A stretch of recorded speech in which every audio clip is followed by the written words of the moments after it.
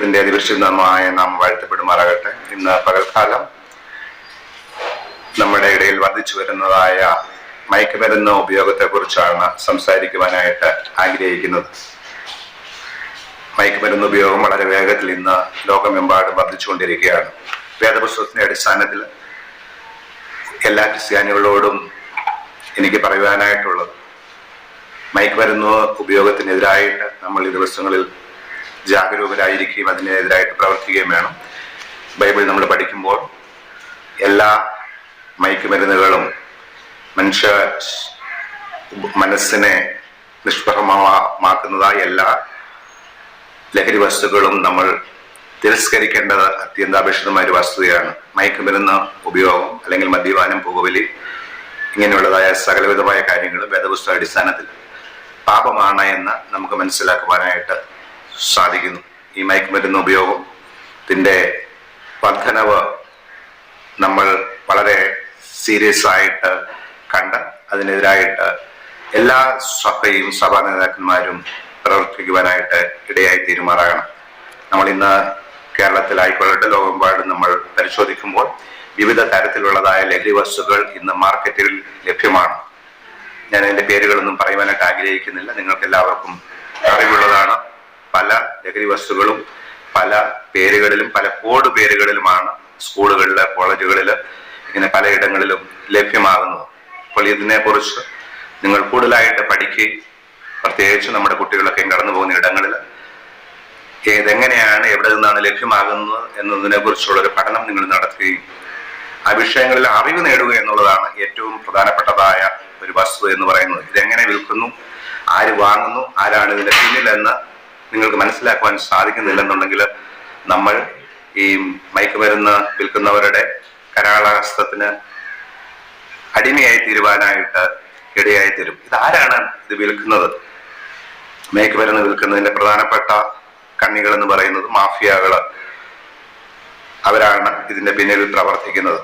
കാരണം പണസമ്പാദനത്തിന് വേണ്ടി എളുപ്പത്തിൽ കോടികൾ അവർക്ക് സമ്പാദിക്കുവാനായിട്ട് സാധിക്കും. അതോടൊപ്പം തന്നെ പിന്നീട് നമ്മൾ ഈ മയക്കുമരുന്ന് ഇന്ത്യയിൽ വിൽക്കുന്നത് അല്ലെങ്കിൽ കേരളത്തിൽ വിൽക്കുന്നതിന്റെ പിന്നിലെ കണികളെ പരിശോധിച്ച് നോക്കുമ്പോൾ മറ്റേ രാജ്യത്തിന്റെ പങ്ക് ഇതിന്റെ പിന്നിലുണ്ടാകുവാനായിട്ട് ഇടയുണ്ട്. ഇന്ത്യക്ക് വിരുദ്ധമായിട്ട് പ്രവർത്തിക്കുന്നതായ ശക്തികൾ, ഇന്ത്യയെ തകർക്കുവാൻ പ്രവർത്തിക്കുന്നതായ ശക്തികൾ ഇന്ത്യയിൽ മയക്കുമരുന്ന് വിൽപ്പനയ്ക്ക് വേണ്ടി അവർ പ്രവർത്തിക്കുവാനായിട്ട് സാധ്യതയുണ്ട്. അപ്പോൾ ഒരു സാധാരണ ഒരൊറ്റ വ്യക്തിയായിട്ട് ഇങ്ങനെയുള്ള ലോബിയെ തകർക്കുവാനായിട്ട് സാധിക്കത്തില്ല. അപ്പൊ ഇന്റർനാഷണൽ മാഫിയാസിന്റെ, അന്താരാഷ്ട്ര ലോബികളുടെ ഒക്കെയും പ്രവർത്തനം ഇതിന്റെ പിന്നിലുണ്ട് എന്നുള്ളതും നമുക്ക് മനസ്സിലാക്കേണ്ടതായ ഒരു പ്രധാനപ്പെട്ടതായ വസ്തുതയാണ്. അതോടൊപ്പം തന്നെ നമ്മൾ മനസ്സിലാക്കേണ്ടത്, ചില മതങ്ങൾ മയക്കുമരുന്ന് ഉപയോഗത്തെ പ്രോത്സാഹിപ്പിക്കുന്നുണ്ട്. കാരണം ആ മയക്കുമരുന്ന് ഉപയോഗം ജനങ്ങളിൽ വർദ്ധിക്കുമ്പോൾ ജനങ്ങളെ അവരുടെ നിയന്ത്രണത്തിന് കീഴിലാക്കുവാനായിട്ട് വളരെ എളുപ്പമാണ്. ഇത് നമ്മൾ വളരെ ജാഗ്രത ഈ വിഷയത്തിൽ ഉണ്ടായിരിക്കുമാറാകണം. ഞാൻ ഒന്നുകൂടി ഓർമ്മപ്പെടുത്തുവാനായിട്ട് ആഗ്രഹിക്കുന്നു. ചില മതങ്ങൾ, മതസ്ഥർ ലഹരി വസ്തു ജനങ്ങളുടെ ഇടയിൽ വിതരണം ചെയ്ത് ജനങ്ങളെ നശിപ്പിക്കുമ്പോൾ അല്ലെങ്കിൽ അവരുടെ കൺട്രോളിലാക്കുകയാണ്. ഇപ്പോൾ വളരെ എളുപ്പത്തിൽ അവർക്ക് റിലീജിയസ് കൺവേർഷൻ, മതപരിവർത്തനം അവരുടെ മതത്തിലോട്ട് ഈ ലഹരി ഉപയോഗത്തിൽ കൂടെ അവർക്ക് ചെയ്തെടുക്കുവാനായിട്ട് സാധിക്കും എന്നുള്ളതാണ്. ഇന്ന് ഇതൊരു വലിയൊരു വെല്ലുവിളിയായിട്ടാണ് ഇന്ന് നമുക്ക് ഈ ലഹരി ഉപയോഗത്തിന്റെ വർധനവ് നമുക്ക് കാണുവാൻ കഴിയുന്നത്. നമുക്കറിയാം, നമ്മൾ ഇന്ന് കോളേജുകളില് അല്ലെങ്കിൽ പോലീസ്, പൊളിറ്റിക്കൽ ലീഡേഴ്സിനെ കുറിച്ചൊക്കെ നമ്മൾ പഠിക്കുമ്പോൾ അവരുടെ ഇടയിലുള്ളതായ പ്രവർത്തനങ്ങൾ വളരെ പ്രശംസനീയമാണ്. അനേക നല്ല പോലീസ് ഉദ്യോഗസ്ഥർ ഇന്ന് ലഹരിക്കെതിരായിട്ട് പ്രവർത്തിക്കുന്നുണ്ട്. ചില രാഷ്ട്രീയ നേതാക്കന്മാർ ഇതിനെതിരായിട്ട് പ്രവർത്തിക്കുന്നുണ്ട്. സ്കൂളുകളും കോളേജുകളൊക്കെയും ടീച്ചേഴ്സ്, പ്രൊഫസേഴ്സും ഒക്കെ ഇതിനെതിരായിട്ട് പ്രവർത്തിക്കുന്നുണ്ട്. അതുപോലെ തന്നെ പല വ്യക്തികളും ഇതിനെതിരായിട്ട് ഇന്ന് ശബ്ദമുയർത്തുന്നുണ്ട്. അതൊരു നല്ല കാര്യമായിട്ട് നമുക്ക് കണക്കാക്കുവാനായിട്ട് സാധിക്കും. എന്നാൽ കൂടുതൽ പേര് ഐക്യതയോടുകൂടി ഇതിനെതിരായിട്ട് പ്രവർത്തിച്ചെങ്കിൽ മാത്രമേ ഇങ്ങനെയുള്ള കണ്ണികളെ തകർക്കുവാനായിട്ട് സാധിക്കത്തുള്ളൂ. അതുപോലെ തന്നെ ചില പൊളിറ്റിക്കൽ പാർട്ടി, മതത്തെ പോലെ തന്നെ ചില പൊളിറ്റിക്കൽ പാർട്ടികളുടെ വർധനവിന് വേണ്ടി അല്ലെങ്കിൽ അവരുടെ അംഗത്വത്തിലൂടെ ജനങ്ങളെ നയിക്കുവാൻ വേണ്ടിയും ഈ ലഹരി വസ്തുക്കൾ അവർ ഉപയോഗിക്കുന്നുണ്ട്. അത് നമ്മൾ മനസ്സിലാക്കുമാറാകണം.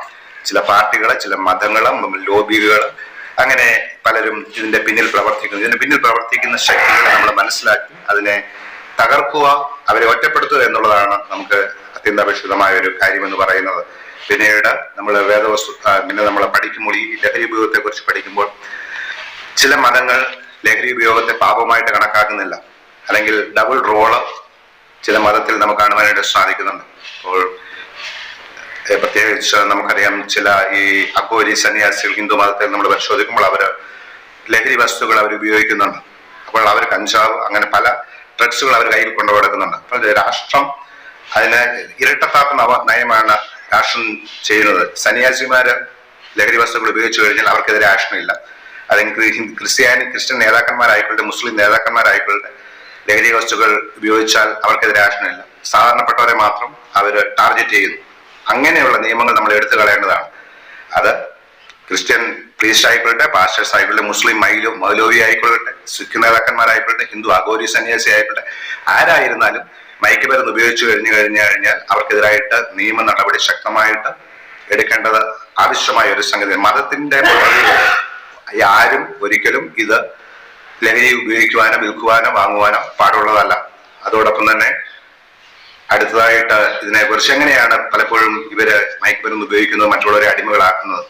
ഒന്ന്, പാർട്ടികൾ, അനേക നൈറ്റ് പാർട്ടികൾ, ഇങ്ങനെയുള്ള അനേക പാർട്ടികളിലേക്ക് യൗവനക്കാരെ മറ്റുള്ളവരെ വിളിച്ച് ഈ ലഹരി വസ്തുക്കൾക്ക് ഇവരെ അടിമയാക്കുവാൻ ഇടയുണ്ട്. പിന്നീട് ഫ്രണ്ട്ഷിപ്പ്, സൗഹൃദ വലയത്തിലോട്ട് അവരെ നയിച്ച് അവരെ ലഹരി വസ്തുക്കൾക്ക് അടിമയാക്കുവാൻ ഇടയുണ്ട്. പിന്നീട് ലവ് അഫെയർസ്, ഡേറ്റിങ്, പലപ്പോഴും അങ്ങനെ സ്ത്രീകളെ വശീകരിച്ച് അല്ലെങ്കിൽ പുരുഷന്മാരെ വശീകരിച്ച് അവരെ മയക്കുമരുന്നിന് അടിമയാക്കി അവരെ ലൈംഗികമായി ചൂഷണം ചെയ്യുന്നതായ ഒരു ഗ്രൂപ്പ് ഇന്ന് പലയിടങ്ങളിലും നിലനിൽക്കുന്നുണ്ട്. പിന്നെ സ്കൂളുകളിലും കോളേജുകളിലും മയക്കുമരുന്ന് ലോബികൾ, മുട്ടായി അല്ലെങ്കിൽ അങ്ങനെയുള്ളതായ സ്വീറ്റ്സിൽ കൂടെയൊക്കെയും ഇങ്ങനെയുള്ളതായ ലഹരി വസ്തുക്കൾ മറ്റുള്ളവരെ അടിമയാക്കുന്നുണ്ട്. അനേക ഐസ്ക്രീം പാർലറുകൾ അല്ലെങ്കിൽ മസാജ് സെന്റേഴ്സ്, ഇങ്ങനെയുള്ള പല രഹസ്യ കേന്ദ്രങ്ങൾ അവരുടെ പ്രവർത്തനത്തിന്റെ വ്യാപ്തിക്ക് വേണ്ടി അവർ ഉപയോഗിക്കുന്നുണ്ട്. അതോടൊപ്പം തന്നെ നമ്മൾ ഇത് പലപ്പോഴും മയക്കുമരുന്ന് മറ്റുള്ളവരെ അടിമയാക്കുന്നതിന്റെ പ്രധാന ഒരു കാരണം ഇത് ചീറ്റിങ്ങിൽ കൂടെയാണ്, അതായത് ചതിവിൽ കൂടെയാണ് പലപ്പോഴും ഇതിന് മറ്റുള്ളവരെ അടിമകളാക്കുന്നത്. അതുകൊണ്ട് നമ്മൾ വളരെ ശ്രദ്ധിക്കുകയും ഇടയ്ക്കിടയ്ക്ക് പ്രത്യേകിച്ച് പേരൻസൊക്കെയും സ്കൂളുകളിൽ കുട്ടികളെ വാച്ച് ചെയ്യുക, അവരുടെ ബാഗുകളൊക്കെയും പരിശോധിക്കേണ്ടത് അത്യാവശ്യമായ ഒരു സംഗതിയാണ്. എന്താണ് മയക്കുമരുന്നിനെതിരായിട്ട് ക്രിസ്തീയ ദൗത്യം എന്ന് പറയുന്നത്? നമ്മുടെ ചർച്ചകളിൽ ഇതിനെതിരായിട്ട് ശക്തമായ പഠിപ്പീരുകൾ അത്യന്താപേക്ഷിതമായ ഒരു സംഗതിയാണ്. പല പാസ്റ്റേഴ്സും പല ക്രിസ്ത്യ കുടുംബത്തിലുള്ള പേരൻസ് കരുതിയിരിക്കുന്നത് അവരുടെ കുട്ടികൾ വളരെ നല്ലതാണ്, തെറ്റ് ചെയ്യത്തില്ല. ഇങ്ങനെയുള്ള മിഥ്യാധാരണകൾ, റോങ് അസംഷൻ നമ്മൾ മാറ്റിയെടുക്കണം. കാരണം നമ്മുടെ കുട്ടികളും തെറ്റ് ചെയ്യാൻ സാധ്യതയുള്ളവരാണ് എന്ന് നമ്മൾ ആദ്യം മനസ്സിലാക്കുകയാണ് വേണ്ടുന്നത്. അപ്പോൾ നമ്മൾക്ക് അവരെ ശ്രദ്ധിക്കുവാനായിട്ട് ഇടയായിത്തീരും. അതുകൊണ്ട് ചർച്ചകളിൽ വർഷത്തിൽ മിനിമം 3-4 ക്ലാസ്സുകളെങ്കിലും മയക്കുമരുന്നിനെതിരായിട്ട് എടുക്കുവാനായിട്ട് പാസ്റ്റേഴ്സ്, ക്രിസ്ത്യൻ ലീഡേഴ്സ് തയ്യാറാകണം.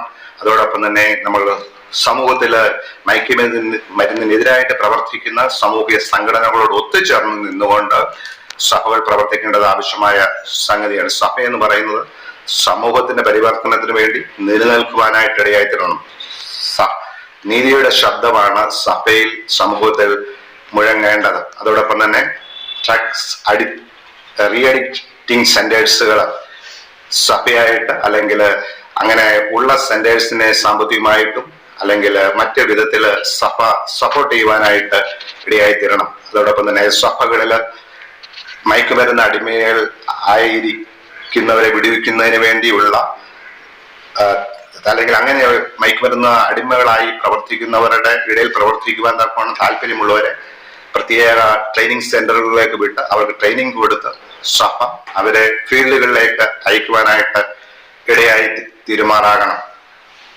അതോടെ ഈ ദിവസങ്ങളിൽ സഭ മയക്കുമരുന്ന് ഉപയോഗത്തിനെതിരായിട്ട് ജനങ്ങളെ ബോധവൽക്കരിക്കും. അവരുടെ ഇടയിൽ നിന്ന് പണം കളക്ട് ചെയ്ത് ഇങ്ങനെയുള്ള പ്രവർത്തനത്തിനെ സപ്പോർട്ട് ചെയ്യേണ്ടതും വളരെ അത്യാവശ്യമായ സംഗതിയാണ്.